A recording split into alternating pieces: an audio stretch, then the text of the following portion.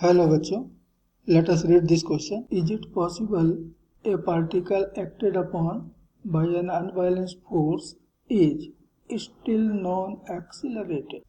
तो यहाँ जो की कॉन्सेप्ट है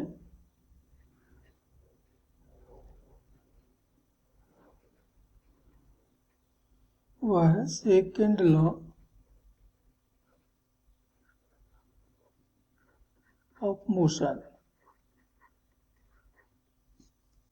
यहाँ क्वेश्चन हमसे पूछा गया है कि एक पार्टिकल जिस पर अनबैलेंस्ड फोर्स अप्लाई है क्या वह नॉन एक्सेलरेटेड रह सकता है, यानी फोर्स अप्लाई रहते हुए भी एक पार्टिकल क्या नॉन एक्सेलरेटेड रह सकता है, उसका एक्सेलरेशन क्या जीरो हो सकता है।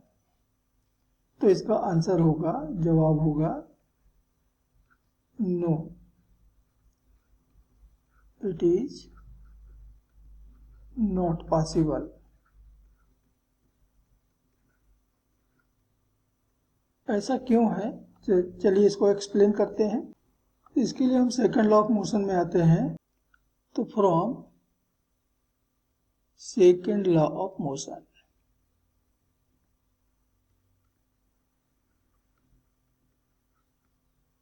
the force applied on the particle F is given by its mass into its acceleration।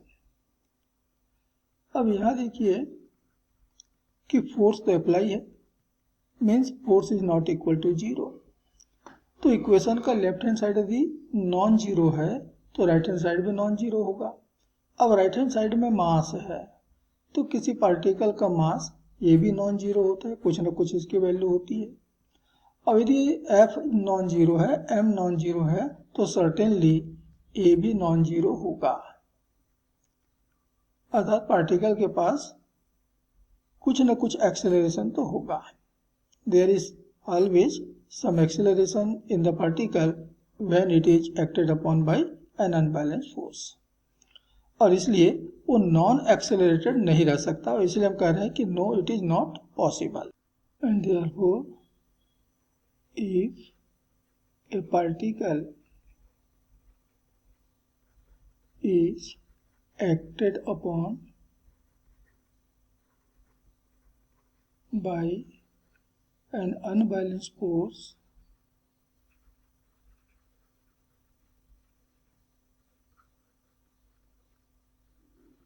it is not possible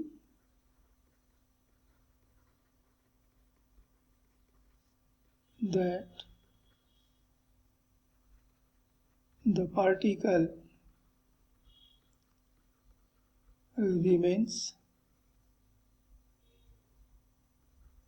non-accelerated. And this is final answer of the question. Hope you understood it well. Best of luck.